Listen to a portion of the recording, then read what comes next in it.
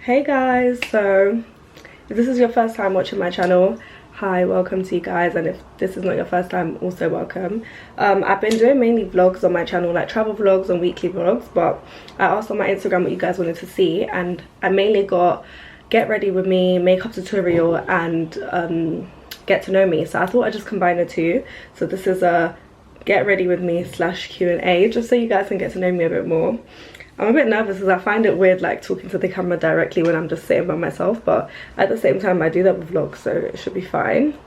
But yeah, tonight I'm going to my friend's birthday dinner, so gotta look cute. We're gonna do our makeup and we're gonna get to know each other. So yeah, I hope you guys like this video. This is me with no makeup on, and by the end we're gonna look really good. Okay, cool. I'm gonna see how I'm gonna like balance answering questions and doing my makeup, but like I feel like you guys can see what I'm doing, so it's more important that I answer you guys' questions. I have my phone and my tripod right here with the questions like screenshotted from my questionnaire, so I'm just gonna read off of that and see how we go. Okay, so the first question I have is, how did you become an influencer and how old are you? So I'm 22 years old right now, and I've been influencing full-time for, I would say, maybe a year. Yeah, definitely a year. And this isn't the path that I thought I was going to go down, like 100%. Like, this is something that kind of just happened, but obviously I'm really grateful for it. And as much as like I would say I'm doing quite well that I'm able to do this full-time and like support myself, this is only like the first step for me. Like, there's so much I want to do, and like I just know it's going to get bigger. But to answer your question, it kind of starts with university. So I was at university and I was studying history. That's very different to obviously influencing, but yeah, I was studying history. I always loved history. I had a passion for it, and what I thought my path was going to be is I was going to graduate and then I was going to get like a research job or work in like curation or something academic, basically. Like, my path was going to be BA, which is a bachelor's, which I have, then it was going to be a master's and then a PhD, and then yeah, like I would either work in a museum as a curator, or I would write, or I wouldn't even mind lecturing at like a university level, but it was going to be something 100% to do with history, because that was my passion for a long time and it still is. But basically, when I was in my second year or third year, I can't remember, I took a picture for this brand called Fashion, which is owned by my really good friend Kelvin, who always believed in me, by the way. He was always like, you're gonna do this, like you're gonna be so big, blah blah blah. And I didn't really listen to him because I wasn't that confident back then. Anyway, we take this one picture and it literally goes viral. Like, I think it had like 100,000 likes on Twitter. It was getting retweeted a lot, and he had put my Instagram link underneath the picture. So obviously I think like overnight, I swear guys, I went from like 4,000 to like 15,000 followers overnight. And then the picture just kept getting reposted on like different pages, and then more people were seeing my ad, and it just grew from there. And even when I had the following, I wasn't like, oh my god, I'm gonna do this full time, because like it wasn't like that. That's when a brand, like I think one of the first brands that ever reached out to me was like Catch Me UK, if you've ever heard of them. And they were like, oh, like we want to send you clothes if you take pictures. And I was like, oh, okay, free clothes. At this point I didn't even know you could really like make money like that from it. So that was like my first little step.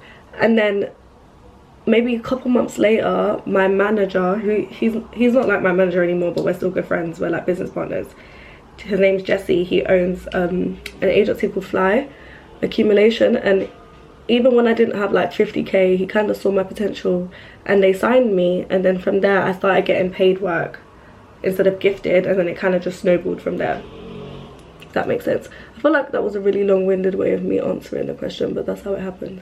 But yeah, okay, my brows are done. I don't really do anything, I just fill them in and make them look longer. But yeah, that is how like my influencer journey started, I guess. So somebody else asked me, how did I get into KCL? So I went to King's College London for university, which is a university in London, but it's a really good university. It is Russell Group, yeah, it's Russell Group. Let me not be modest. So I got in there the normal way you would get in there. Like, obviously it's not like Oxford and Cambridge, but it's still really good. It's really up there, especially the course I applied for, which I was not one of many black skinned people on that course. But the way I did it is when we were doing our UCAS forms, like obviously I wrote a personal statement. I feel like my personal statement was really good. I just was really just trying to be myself, but at the same time like talking about my attributes. And actually this is a funny story. So essentially when I went to like the UCAS fair, or like the open day, basically when I went to the open day for King's College London, they said because I was from a certain background, so like where I grew up in London, I could basically apply through this thing that was like affirmative action. And that's like the UK equivalent of like they need to take certain people from a certain background from a certain area, and you're going to be more likely to get in because you basically need to fill like a diversity quota. And as much as I understand why they were doing that, I was also kind of offended because I knew that I could get in on my own academic merit. I didn't want them to like just hate me because I came from South London. Do you get what I mean? Like, I don't really like that. So instead of applying through that program, which was essentially affirmative action, I sent my application just as normal and I still got in, which obviously made me feel very proud of myself, my mum as well, because I don't feel like I personally was disadvantaged, but I understand why that program's in place. But anyway, my offer was accepted and I started and I did my 3 years and I graduated. So yeah, I have a degree in classics from KCL, which I'm very proud of. And I most definitely will be going back to do a master's because it's just the right thing for me. Ever since I was a little girl, I've always wanted to be a historian, which kind of leads into the next question. It says, somebody asked me why do I love history so much. So I feel like everybody has their hobbies and everybody has their like thing that they're obsessed with, and for me it was literally history. Ever since I was a little girl, I was just obsessed with like ancient Egypt, the Tudors, ancient Rome. Like I would always just read these magazines that my dad would get me for my birthday, which is weird because why was my dad buying me books and magazines for my birthday? Like, give me a toy. But yeah, that kind of just made my obsession grow and grow. And also my dad is an anthropologist and he studied that and got his PhD at Cambridge University. So he was like very big on like education and on humanities subjects. So I feel like that just rubbed off on me. And I remember being younger, my dad would literally read me this like Shakespeare for Kids book. And it made me obsessed with Hamlet when I was really young, which is kind of scary because it's a tragedy. And some of the themes in that play are like dangerous. But yeah, I just always kind of loved learning. And that kind of just grew into me loving history and wanting to do it like as a job. And I feel like you don't really see many black women on the TV or like in documentaries speaking about these kind of topics. And if I can be that person for somebody, then I feel like I've kind of fulfilled my role on this earth. I don't know. But yeah, I've just always loved history. Literally loved it at GCSE, I loved it at A-level, studied it at university. And I feel like the way I kind of tell history, it makes people interested that maybe weren't interested in it. So I feel like I'd be really good at like being a historian or like a teacher. So yeah, if you guys see me doing that in the future, then you know why. Okay guys, basically what I do with my makeup is I underpaint. So like I do my contour and highlight first and then put my foundation on top, if that makes sense. Somebody said, would you make friends with girls that don't have a big platform? I 100% would. I don't know why you'd have to be friends with somebody just because they had a big following. That doesn't make sense to me, because that friendship is like built on false pretenses. I feel like 50% of my friends are my friends I've had from school times, or friends I met at university, or like friends I met from my first jobs. They don't have like followers on Instagram or any platform, and our friendship is just as good as my friends that do have the same jobs as me. I don't think it's like dependent on what you do for a living. So I 100% would want to be friends with a girl just if she didn't have followers. I don't really care about that. That's so dumb. Like, why? Somebody only wants to be friends with you for like material or like visual reasons. I promise you that friendship is gonna fail 110%. Okay, so next with underpainting, I just go in with my concealer. Also guys, with underpainting, the makeup looks crazy until the very end because you're basically doing everything backwards, if that makes sense. But yeah, also another question I'm going to address, which makes sense because I'm doing my nose contour, is do I have a nose job? I don't have a nose job, guys. I actually don't even think my nose is that nice. I have filler in it, but I want a nose job, but I'm not gonna get one. Like, I don't have one right now. When I was like maybe 2 years ago, I had a slight bump in it, and my filler lady, which is Emma at Royal Aesthetics, I'll leave her at the bottom, she put filler like here and here and in the tip, and it made it basically disappear. She's literally a magician.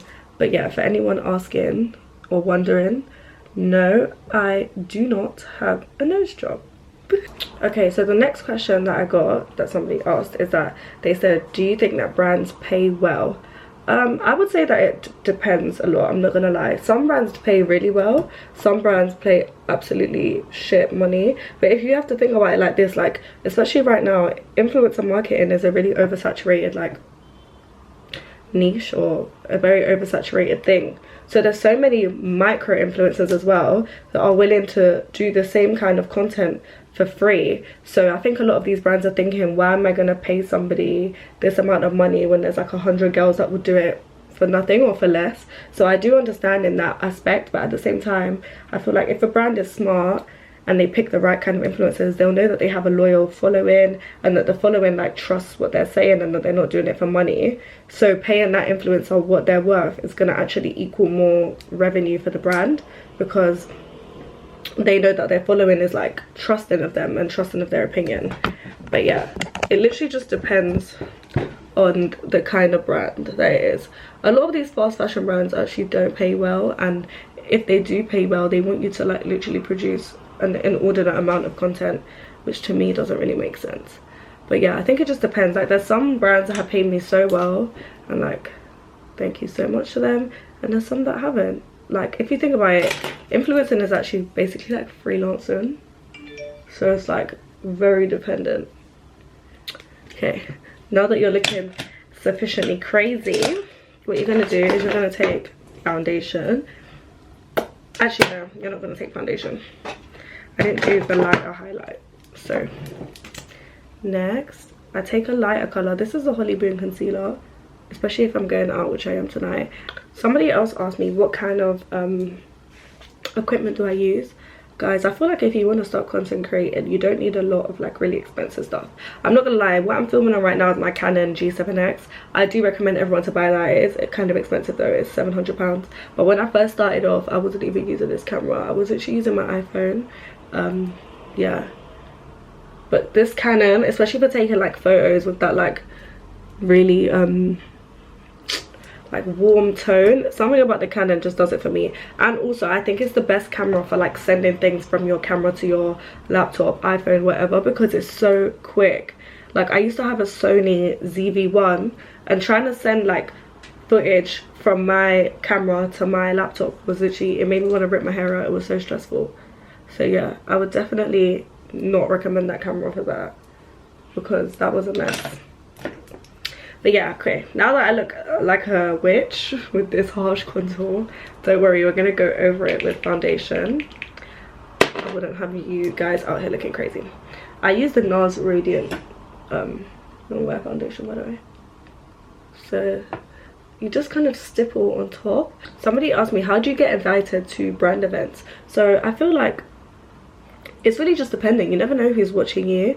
Sometimes it's a direct invite through like my DMs. A lot of the time it's through my agency. So I'm signed to Onyx agency right now, and one thing about Onyx, they're very good with events, I'm not gonna lie. So a lot of the good events I've been to have been through them. So I feel like if you're starting out, make sure that your content is good so that you get recognized by a good agency. And also look at the pages to see if they're taking on new signings, because then if they are, you can apply, and then obviously you'll be they'll be added to a group chat, and then they'll just like put in the group chat. Like with my agency, they'll be like, okay, this is happening, who wants to go? You say me, and then they put you on the list, and then you're gone. Like it's very like easy that way.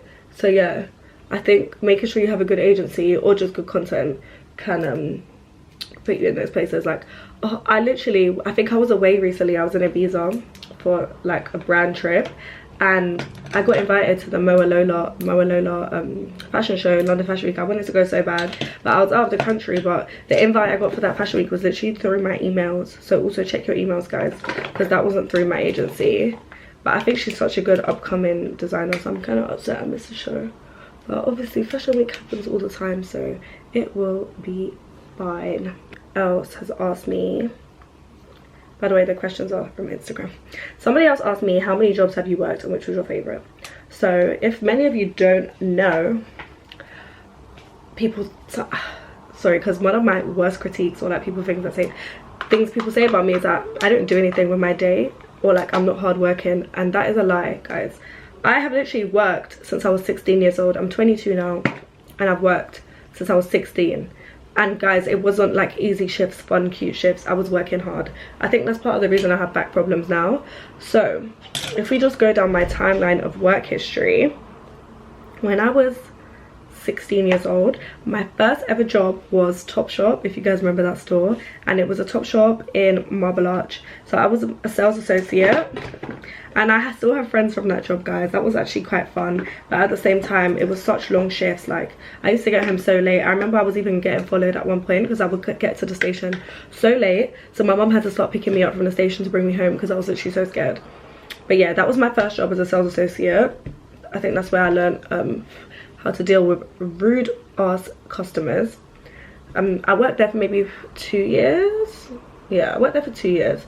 Then after that, I worked at MAC Cosmetics. So I actually used to be at MUA. I was doing people's makeup.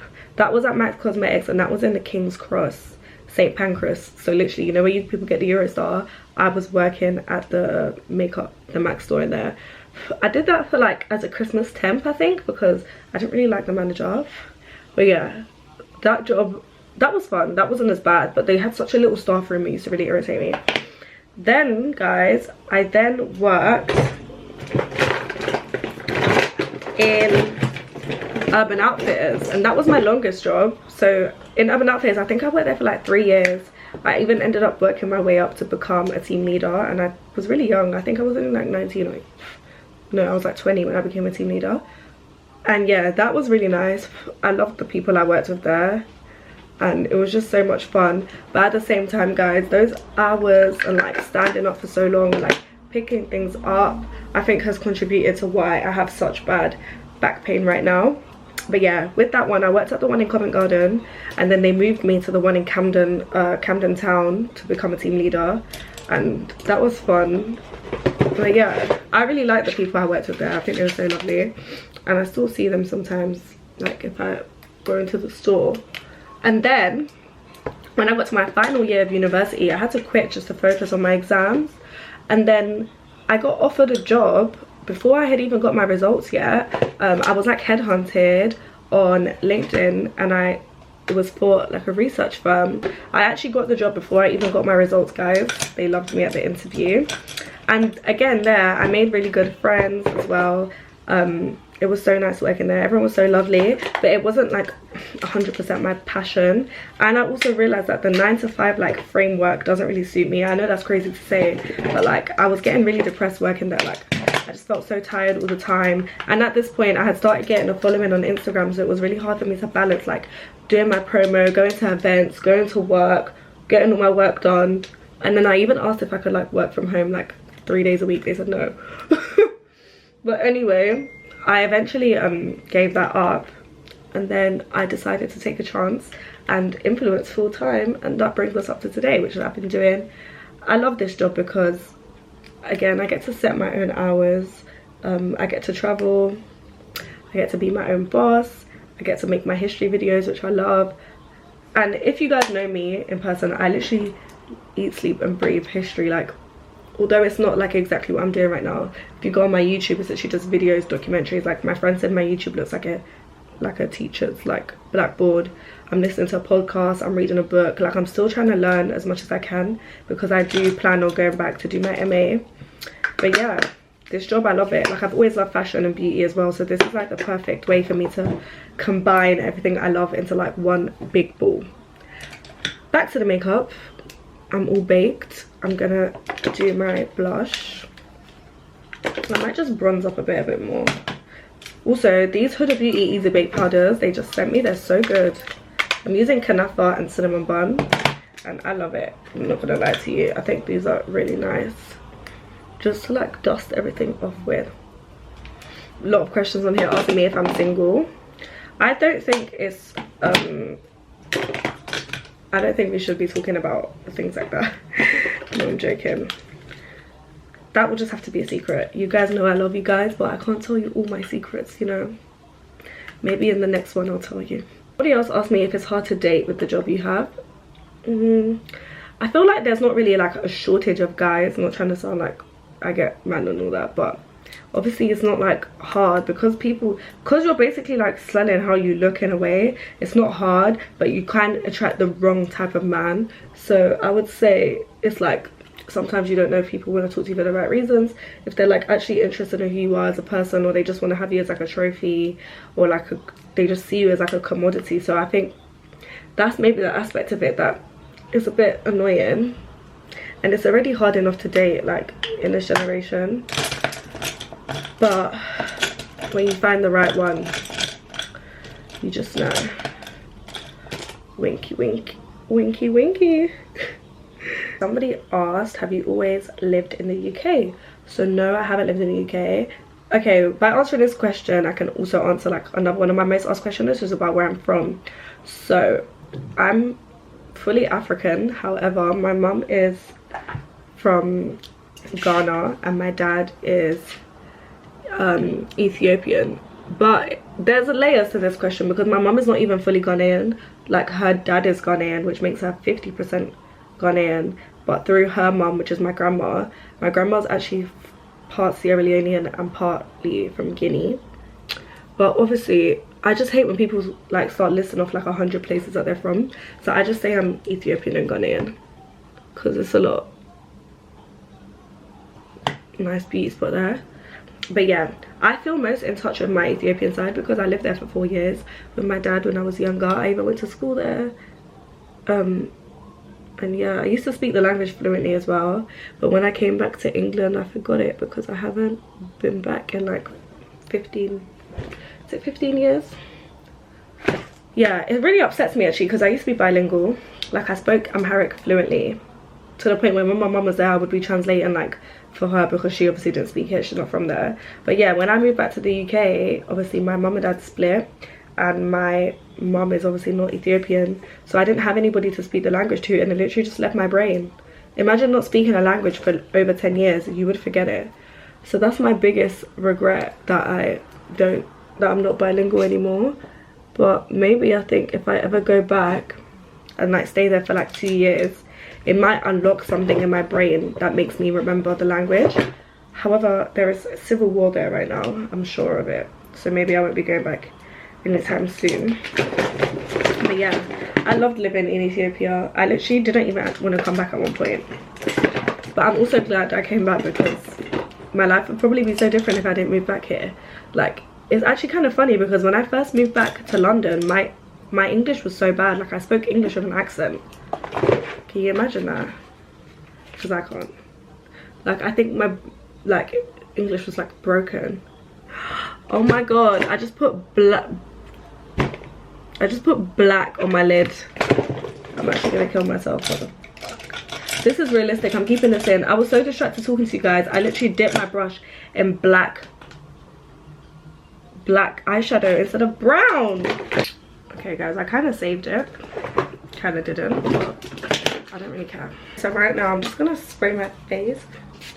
This is the Urban Decay All Nighter.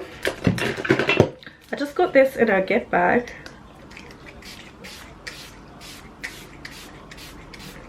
I'm gonna seal this makeup in because I'm gonna get turned. So another question somebody asked me is, what is one thing about yourself that you would like to change? I think one thing I need to change is nothing because I'm perfect. I'm joking. I really don't have patience. That is a virtue I wish I possessed because I don't have patience. Like, if something is not going my way, or like it's taking too long, or like when there's traffic and I feel like the traffic light is like not moving, like specifically to piss me off, and it literally makes me want to rip my wig off like in the car. Or like if something's taking long, bear in mind sometimes I be taking long, but if someone else taking long, I'm upset.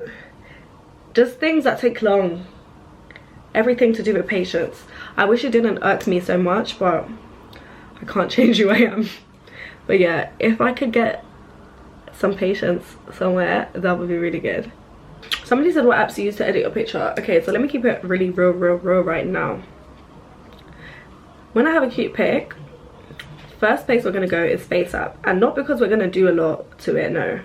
We're just gonna go on Hollywood 1, not 2, not 4, not 5, 1, because that just makes the makeup more bold. Because everyone knows I look like my pictures. Don't play with me like that. Don't. Because not everything I put through FaceApp, but sometimes when you need to make that makeup bolder, it's gonna be FaceApp. I'm gonna keep it so real with you guys, because I be posting videos too, so that you guys know, like, I'm not like catfishing. But yeah, FaceApp. Then you're gonna either use Lightroom if it's a bit dim, but that's really it, to be honest. However, if I take my pictures on Canon, you don't even really need to edit it. Something about the Canon, like, just makes you look so good. I don't even know how to explain it. But yeah, I would say FaceApp and Lightroom are the best editing apps. But don't overdo it, guys. Like, don't make yourself look like a different person, because you can't be going places and people are like, who's that? It doesn't work, I promise. You guys can see, but I think I have quite long eyelashes, so I don't really do too much. I just put some mascara on, and then my mascara, like, smudged a little bit after underneath it, so just do that to clean it up. Just let that powder sit there for a second. What I do, girls and boys, is I take a half lash, which is here, and I pop it on. I'm really struggling with a lip pencil right now, guys. I literally will buy a lip pencil and lose it on the same day, like. So yeah, I'm just gonna use this brown one. I don't even know where it's from, and just line my lips, and yeah, I like to slightly overline here, just to bring it. Oh yeah, that answers another one of my questions. Somebody asked what work I've had done, so let's keep it real, you know. I've had my lip filler, I've had nose filler, and I've had boobs done. That's it. Oh, and I've done my teeth, but only the top row. The bottom teeth I haven't done anything to it, so yeah.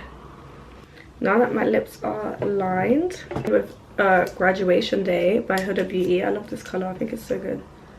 And just dot that on my lips. You see, it's like a mauve colour. And then I'm going to take this lip gloss. I just got it from Ego Official. They put it in a gift box, and it's the Maybelline Lifter Gloss in, I don't know what colour it's in.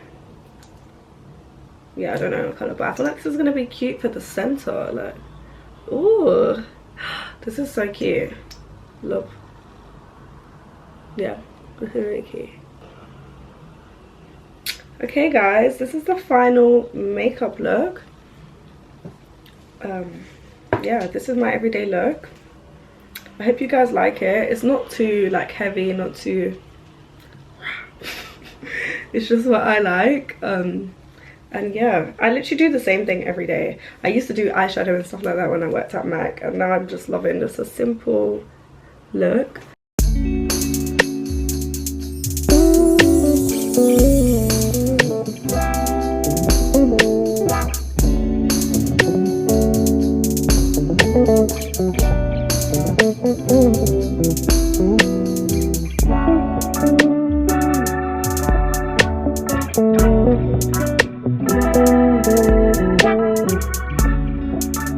You guys enjoyed this tutorial and that you learned a little bit more about me, and I really enjoyed doing this as well and just talking directly to the camera.